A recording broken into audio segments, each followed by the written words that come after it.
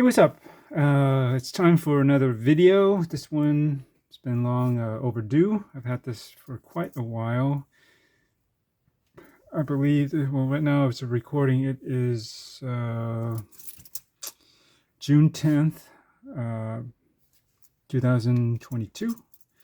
I gotta recheck my notes, but I believe I bought this towards the end of 2021 sometime. Pretty sure it was within the last quarter or so. Anyways, this is the Helson Sharkmaster 300 triangle dial blue, mostly dark blue, no date. And this usually runs around $729 from Helson Watches. They are based, I'm pretty sure they're in Hong Kong. And yeah, they've been making really quality. Their micro brand has been making really good dive watches. A huge variety. I've had the Shark Diver, which is a really cool watch. You should see my video on that. Blue, 38 millimeters, because of the beefy case of that Shark Diver, 38. It really wears almost closer to a 40. Gives a really boxy, almost like modern Rolex with the Maxi case, the one before they changed it up to 41 millimeters. It has that kind of feel to it. But anyways, we're talking about this today. This is obviously, or for most people I would think, an homage watch. Yes, the dirty 6-letter word, homage. But hey, what are you going to do about it, right? Well, either you like it or you don't. So we're not here to discuss that. This is, if you're watching this, then you're probably interested in such a watch because it's pretty cool. Homage watch to something that you can no longer get. If you can find a vintage one, which are basically military issue for the most part, as far as I understand it, back in late 60s, around 70s, I believe, by Omega, their Seamaster 300, which was used by British military. They'd be pretty expensive. I know there is, I forget who does it, but I believe somebody, some brand or somebody does somehow salvage or gather parts, actual Omega parts of that model watch and builds it up into a complete one. And there's some controversy over it because it's technically a Franken watch, but then again, it's made with, I believe, all original Omega parts. So, I mean, it's just not put together by Omega, I suppose. But other than that, if it's all original parts and it works and basically runs just like it should, I mean, is it that big a deal? I'm pretty sure those aren't inexpensive either because I'm pretty sure harvesting those parts is probably not easy or cheap. So what we're left with is, you know, these type of watches, which are much more affordable for the most part. They do sell quite quick, and then you kind of have to wait for a bit, somewhat indefinite time to find out or be able to get something like this. They come in, you know, both a triangle and a 12 o'clock dial version. There is this funky one that has like these arrow heads. I'm not going to get into that one, but basically for this classic Omega Seamaster style, it's either the big triangle like this, or call it the triangle dial, or the one that has a 12. I used to have the 12 one before this because I couldn't get this one at the time, and there was no real update on when it would at that time. And I said, screw it, let me get the 12. But I just didn't like the 12. It was also a no date, but I really wanted this version at the time because, I don't know, something about that big triangle screams more vintage military to me. It's just such an easy to read, no bull BS, you know, dial layout. It's just, yeah, I mean, 12 wouldn't be hard to read too, but this is really just, even from the corner of your eye, you will see this, you know, you can just orientate it very easily, fast, versus where maybe the 12 that is gone and everything else is super symmetrical.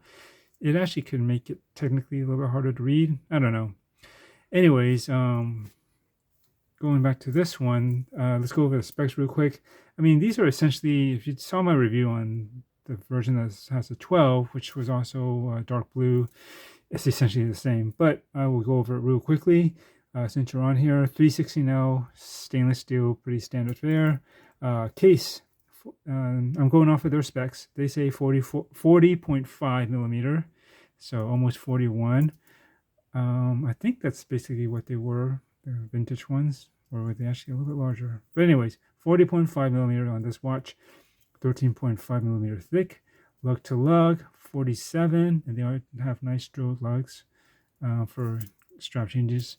20 millimeter lug width, and it tapers down to about 18. I guess slightly more right by the clasp. Pretty standard fare. Also for micro bands, 3 micro adjust, milled. Is this milled? Might be stamped, I don't know.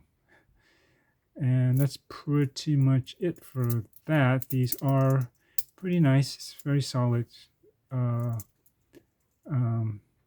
built bracelets, pretty chunky, but it's actually, this watch is actually pretty comfortable, even though it's got kind of some really sharp defined edges, but it's got nice brush and high polish, as you can see here.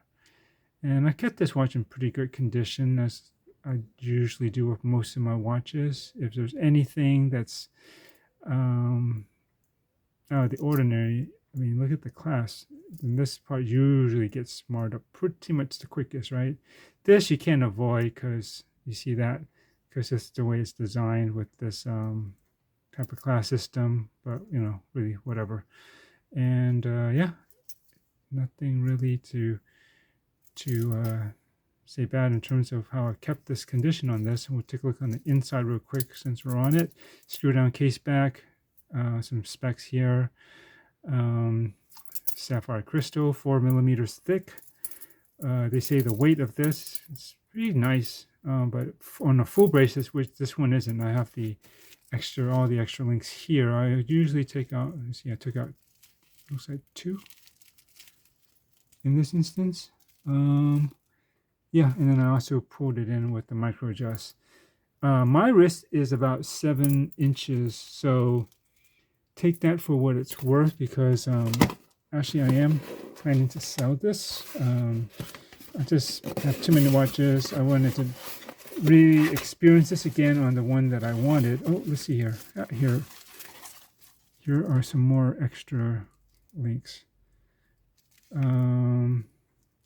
I think they just provided extra ones anyway, so you got 2 extra ones here, and I'm pretty sure I usually wrap them up in the wrap that comes around the watch. That's how I store them, although bags are good. But I'm pretty sure these are the extra ones that they came with. And so, yeah, so you got that. So you have this many, 4 extra links. This should be the total number. So you figure how much would that add? Another inch or so? Probably a little bit more than that. So anyway, so anyone interested, know that that's just what it comes with. So if you got really big wrists, I don't know, it should still fit, fully maxed out on the links, but don't hold me to it. Check around. But for definitely this size for my 7-inch wrist is fine, and I'll show it to you in a moment. Did I digress? I probably did. What else is there? Talk about the crystal. Oh, there's inner AR coating. It's very legible. I mean, it's not straight black and white, but it is dark blue and kind of an off-white. It is using C3 Superluminova, and that's why it actually has a slightly creamy look to it. Sometimes, though, I mean, this thing, I mean, Helsons are kind of famous for this, but they have excellent lume. I mean, this would top at least any of the best Seiko divers out there, if not even exceeded in some ways. I swear this seems much more potent. But yeah, so anyways, if you get it charged in the daylight, you're going about, and you even go into a slightly remotely dim kind of situation from just being outdoors in bright sunlight, this thing is already glowing in the daytime, so it may appear slightly greenish even during the daytime, which I'll talk about later. For me, that was kind of a little bit of a something I didn't like, actually. I mean, you know, color wise, I just wanted it actually to be more straight white or slightly off white and the dark blue. Once that green starts creeping in, it throws me off a bit. I mean, it's super legible, and obviously it's doing its job. It's just when things go dark, it gets bright, and that's great. But from a aesthetic standpoint, I don't like the way that green looks all across this blue myself. I would have liked actually if they had used BGW9. Personally, I kind of like a blue glow more than green. It's just for a long time, green seems so standard that I got kind of sick and bored of it. So when blue started to show up, I noticed that on Citizen watches, and then obviously some other watches, many other watches started getting it. I said, ooh, I want blue glowing lume. But anyways, it is what it is, and it works really well. I get a close-up look on this. No damage on here. It's sapphire inlay, the bezel insert. It's fully lumed as well, which is cool because except for I think some of these indices, we'll take a look in low light later. I think it's loomed basically essentially the way the original, Omega version was. Though I believe they were probably using Bakelite back then. But anyways, what's great about modern technology, you can kind of upgrade it and have something more resilient, such as sapphire, or some people do use mineral crystal like that Zodiac Super Seawolf that I also have. You might have seen the video on that. I put that out not too long ago before recording this one right now. Anyways, so very easy to read. Would you consider this Explorer style 936? I don't know, maybe. But yeah. What else can I say about this? It's been running pretty good. I think it's only off by a couple of seconds a day. It's been holding pretty good and consistent from my record keeping on the two timekeeping apps. I have to check on that, but I'm pretty sure, if I recall, it was not bad. Well within 6, maybe 4 seconds a day, if at the most, through my usage. And I usually wear it pretty much all day and night. And if I don't wear it, I put it off and until the next time I bring it back out. Screw down crown, 300 meters wide resistance, obviously. Sharkmaster 300. Not to say screw down case back, pretty plain, but you got that shark, engraving in here.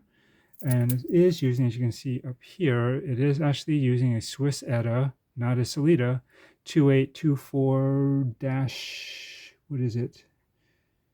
I wrote it down somewhere. Swiss ETA 2824 dash 2, 25 joules. At least that's what they say. But I don't know if that's, some people have said that maybe the joule count might indicate it's actually Sellita instead. I don't know. Maybe I think Sellita might actually have 26. They might have the extra one. But they did say that here. They stated on the website, so we're going with that 2824 Swiss ETA, not Sellita. So if I'm wrong, then I've just been hosted. I've been given a dose of the wrong information from both Helson and I guess do my own research. But everything points to this should be an ETA. If not, it's no big deal. I've always found Sellita runs pretty damn good anyways. What else can I say about this? 300 meters, C3. Very nice bezel action. Pretty much no back play. And it's 120 click. And this is a really good grippy bezel grip on the outside.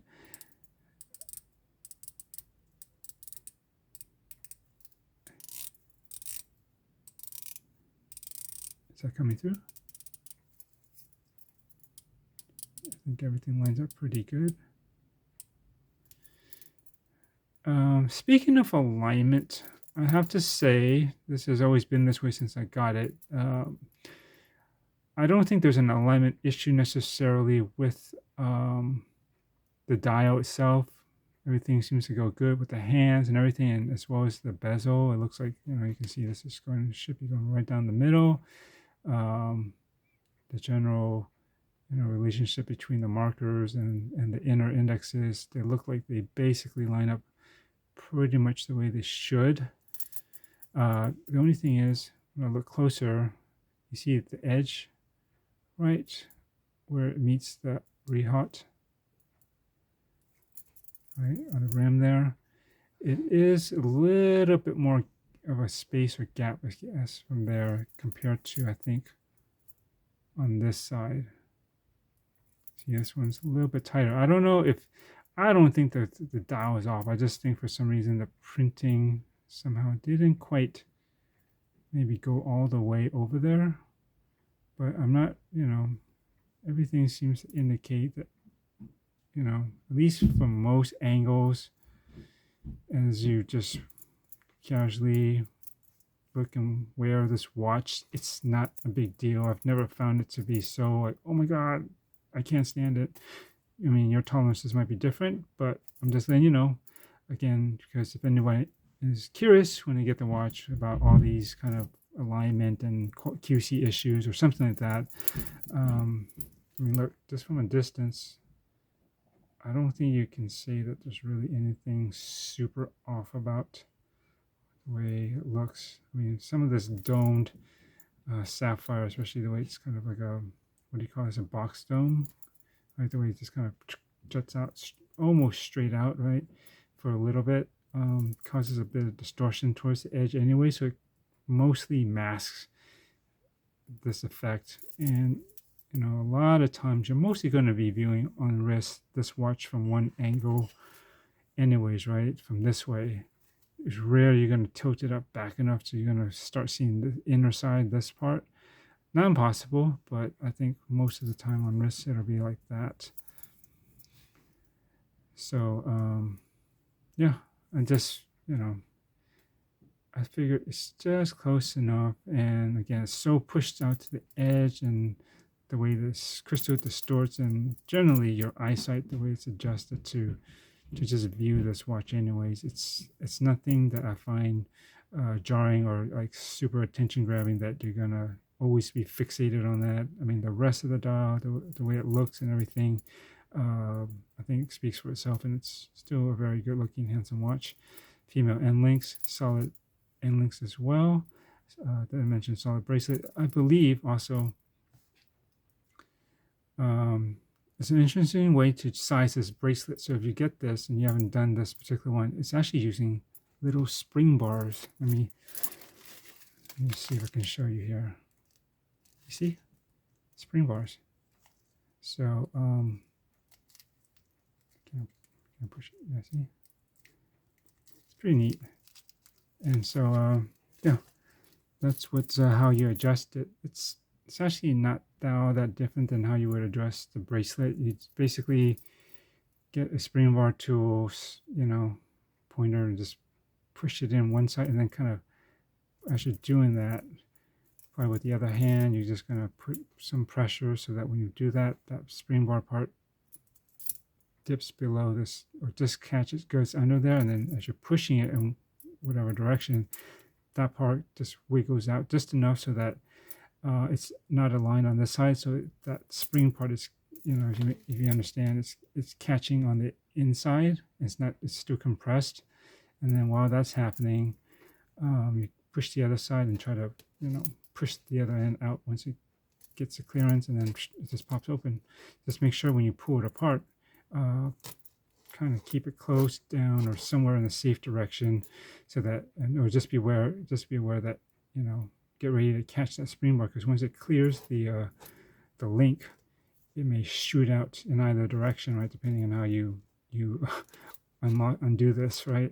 So you don't want to lose that. So that's something to be aware of as you're adjusting the bracelet and taking out the spring bars. But overall, it's actually not that hard. You won't ever have to do a screwing in, or sometimes double screw, or the dreaded pin and collar, or friction pins or something like that, which I actually don't have that much of a problem with, but some people do. These not bad system. I think some G-Shock bracelet actually use spring bars as well, but anyways, that's how this is adjusted. And what else? Screw down crown. They didn't modify this to be a no date version, so this 24-2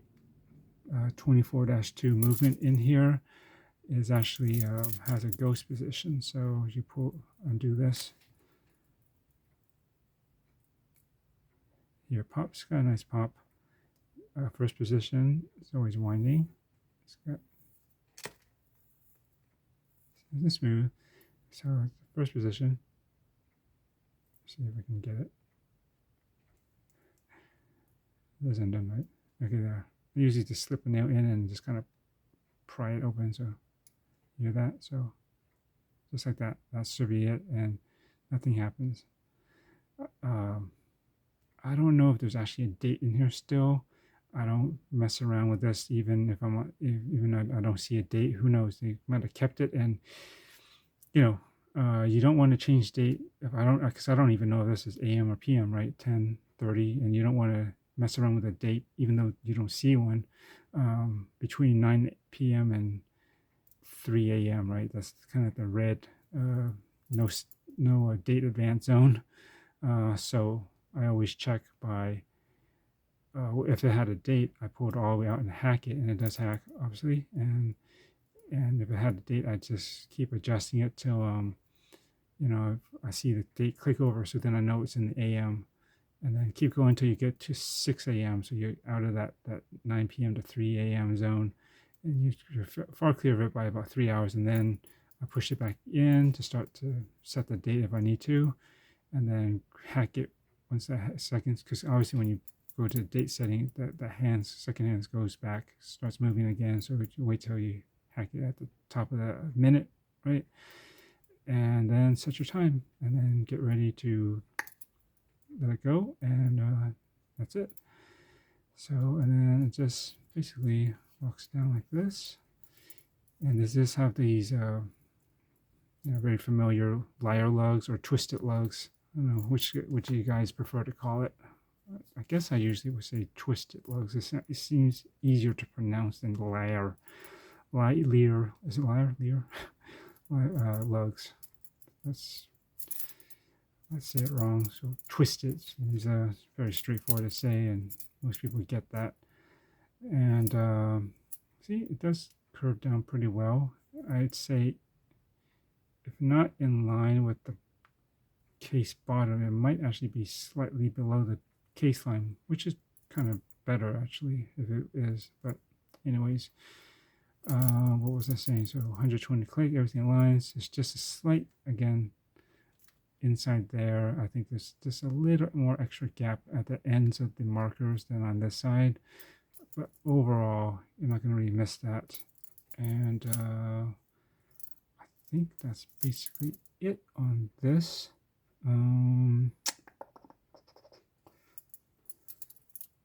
We'll see it on this. Just wearing my Glycine Combat Sub GMT, which has been running really good.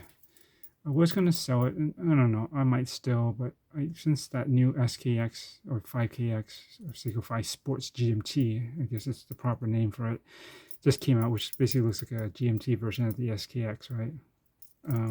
What's the SKX? Those are cool if they're really just under $500.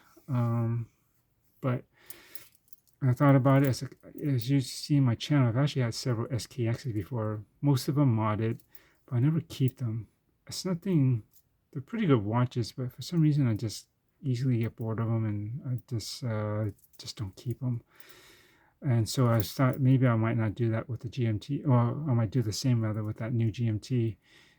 And I was thinking, well, do I even want to try to get one, even though it's not that expensive? Maybe. We'll see. I might change my mind about that. But for now, since I had this, I recently posted, it's like, well, this is already a pretty good alternative to that. It has a magnifying glass, although I think it could magnify more. And I think it's ever so slightly crooked, like slightly, see, right? Slightly, depends on how you catch it. Like some angles, it's not that bad, and for the most part, I'm never looking at it straight on where it's going to even matter. It's always going to be slightly off, angle, just to get a quick read on the date. I do think they should have used a white date window, but we'll get into a review on this watch later. So anyways, and talk about the new Seiko one some other time. Oh, by the way, it does come with this really nice tropic strap. It's quite, I'm just sniffing it. It does not have that vanilla smell, but it's quite it's one of those really nice ones. I've seen some Tropic straps, mainly the ones I've gotten from cheapest NATOs. I gave them a try just for the colors that they offer and the price, but generally they seem a bit too stiff. You to the point where you probably want to put it in a hot thing of water in like a cup and get it to, heat treated or something, to basically conditioner so that it has a natural bend that stays with it, to make it, wear around the wrist better. Otherwise, it would be very firm and stiff as you try to wrap it around your wrist, as you can imagine or you maybe experience. You don't get that with this. This is pretty nice and pliable.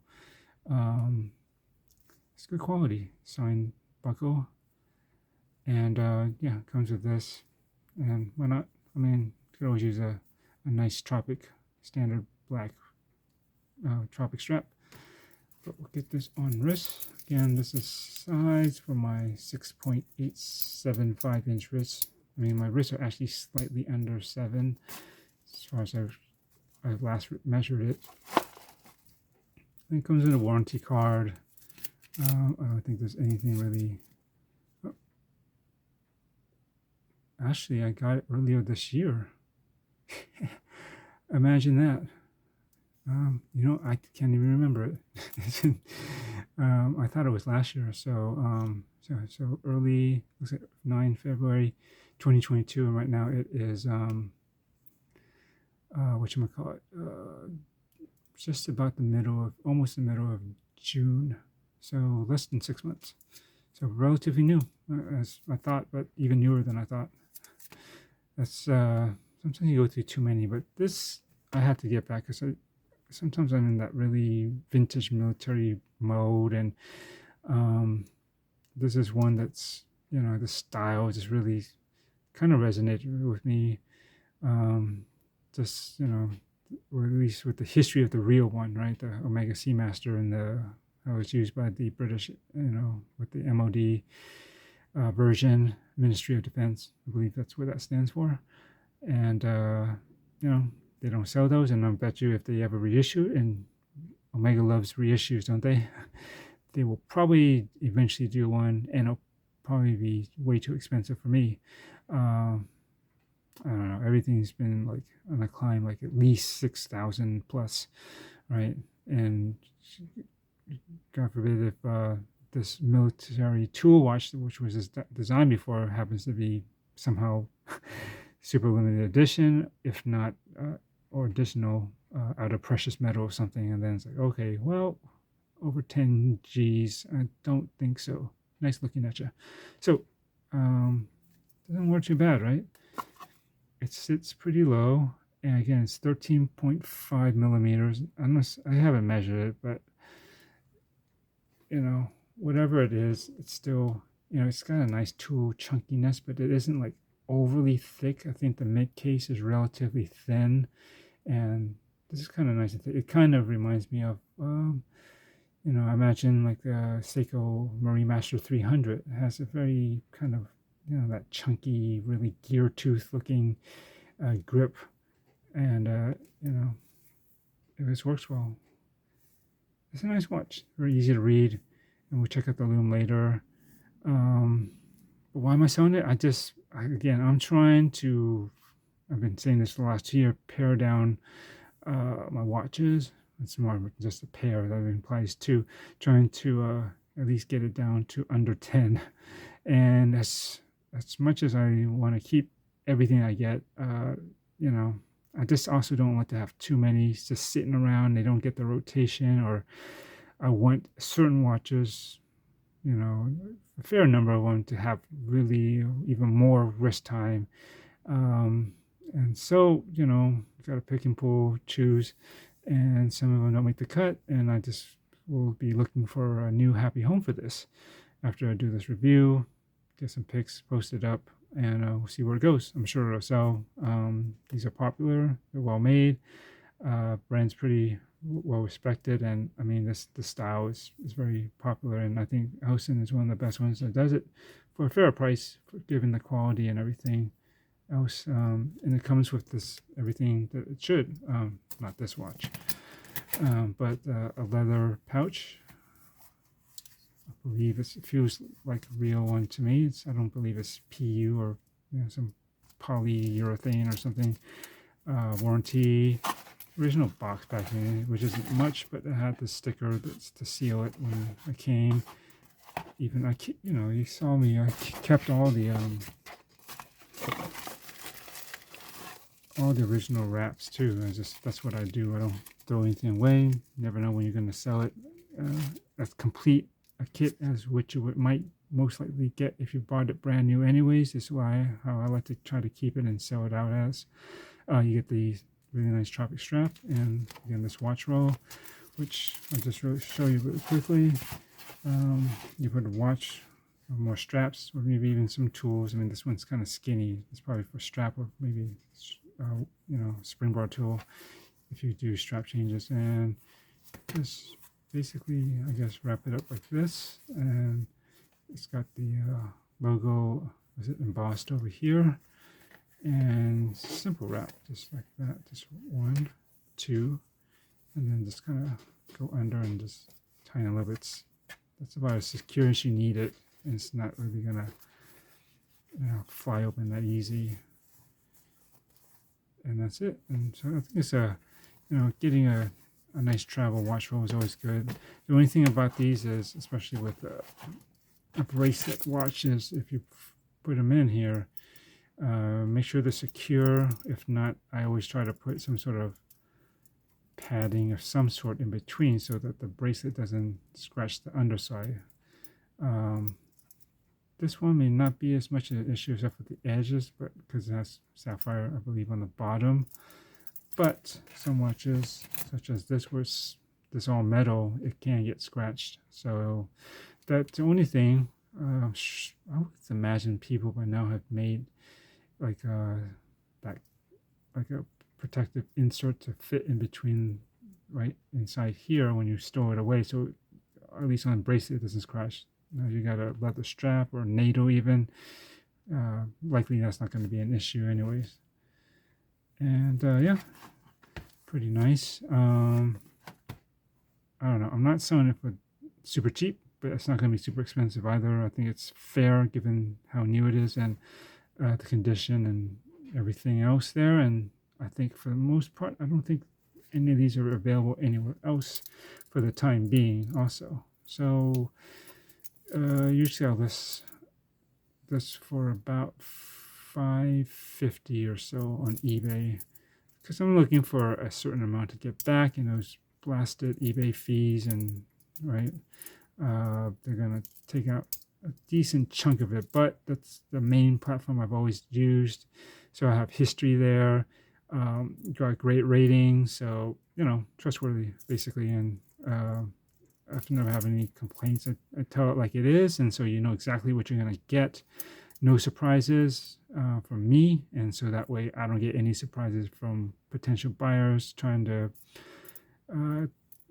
pull some shit like, oh, this thing is fucked up, it's not what you said it was. No, it's exactly the way I described it and showed it, and I have videos and pictures, plenty of them and all that, and I will word it out in the description so that there's no ambiguity about exactly the condition that you're getting. And I welcome any questions because sales are final. So if you do buy, be sure to look closely, ask all relevant questions, and additional videos and photos may be provided upon request. But and that should be plenty of information to make a informed and confident decision to buy or not. And I think it's totally worth it, and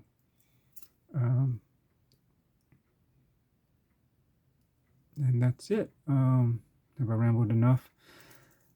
I guess it's time for a loom shot. So I don't think I need to charge it because this thing is very potent and reactive. It's just that my my damn lighting setup here is my camera is not set up to be super sensitive right now. Hang on. Let me get this up to my LED lights right above me. That should be sufficient to, oh yeah. And let me turn it off now, and I could bump up the ISO so that I didn't get it even. Just move this around a little bit, so I'll make sure all the parts get a nice even dose of lighting. And that should do it there. And I didn't have to bump up the ISO. But if I had more held it in a more even location, these all do loom evenly though. And let's bump this up a little bit to 800. And this, again, when you walk from day into a garage or something, it'll show up pretty brightly already. And for sure, overnight, no problem lasting all the way through morning. Everything, not just the hands and the marker, the dial, but a lot of times bezels, the way a lot of people loom them, they're not meant to last particularly long for some reason, except maybe the pip. Sometimes they put a little bit more emphasis on that over the minutes markings, right? But whatchamacallit, yeah, everything lasts pretty much throughout the night, so you get a full continuous show for the most part, which is great. Not a lot of watches can do that sufficiently. Usually something's got to give, and what's left should be the hands. If all else fails, the hands should be legible. You should be able to reference the time just by hand positions, right? I think it shouldn't be that hard to guesstimate the time. Good enough in the dark at late hours. You don't need to know precisely minutes, but generally, if it's between, it's almost, what is it now? 10:40, 10:50, my guess would be 10:53, 10:54 almost, right? If you didn't have the markers. It's still probably be able to guesstimate. It's almost 10:55 basically. So let's see. Let's turn the lights back on. It's just it isn't really fading as much as probably what you might be seeing here. This, my phone camera can only be so sensitive, but I'm looking around the camera, and I mean, even though it's actually more dimly lit than it's looking here, I would say, yeah, I mean, it's still glowing, definitely. So let me turn on the light, so close your eyes for a second. Oh, then do a total whiteout. Bottom line is, if you're looking for a nice, well-made homage to a pretty famous Omega Seamaster that was, very military orientated in its purpose, which is very hard to get and very expensive even if you could get one. This is gets you pretty much 90% of the way in terms of styling. First, brand heritage and the actual movement inside, not the same, but just about all other aspects about it. If you just love that style and look and feel, well, I guess the feel of it, that's, you can't go wrong with a Helson and this particular Sharkmaster. It's one of the better lines or models. It's very popular. That's why it sells out quite often. And as well as our Shark Diver. That's really a cool original design. Excellent loom. Don't have to worry. 300 meters water resistance, solid Swiss movement, taking care of this to a watchmaker will be no problem. You don't have to worry about in-house anything, right? Pretty standard Swiss automatic movement. The only thing is, you worry about the go state. It's not a big deal. When you pop it to first position to hand wind, but then when you want to set the time, I just, again, nudge it into that first position or the ghost position. And that's kind of like my launch point to get ready to pull to hack the seconds. It's just a little bit shorter distance than trying to pull it from winding position straight, click, click, 2 positions out to hack it, right? Just if you already did one way already, then it's that much shorter, half the distance, and you can ensure you can accurately nail synchronization right at the top of the mark. And yeah, what do you guys think? I know Random Rob recently bought this pretty much the same watch, and I think he's probably looking for an original version of this, at least hoping Omega will make one at some point. And I believe they probably will. This is too good of a model just to leave in the vintage realm. You know, besides their Speedmaster, the Seamaster line is also it's probably the next most famous one. If not technically, I mean, in a way, this really Seamaster line in general is so varied. It should be like the most important one because basically everything spawned off of the Seamaster and various avenues and stuff. But you know, um, yeah. This is not Seamaster. This is Helson. So hope you enjoyed this review. And if you have any questions, let me know. I'll be probably listing this pretty soon after this goes live. If you're interested, let me know. You can probably contact me on @ChronoCraze. That's on my Instagram. With ChronoCraze, all one word, KHRONOKRAZE. And you can message me from there if you want to work out something. But I am looking to get no less than 5, but I'm probably going to list it higher just because I got to try to compensate for those fees and try to get as close to my goal as possible in that respects. So hope you understand that. Don't haggle me too much because I'm not going to probably give into anything lower than that. And so that's that. So if you're interested, let me know. And I'll have to, make sure I can trust you before I do something outside of eBay. Otherwise, you can purchase it there. Then both we have buyer and seller protection. It may cost a little bit more, but it's all about that security on both ends. And, the transaction is officially recorded and documented through eBay, basically. So, everybody should be feeling confident and safe that way. But yeah, I hope you have a good one, and we'll see what I review next. I got a bunch of stuff lined up that I've been meaning to do, but I don't know. I'm quite busy these days, so I'm just squeezing these in when I can. So thanks for watching, and I'll catch you in the next one. Later.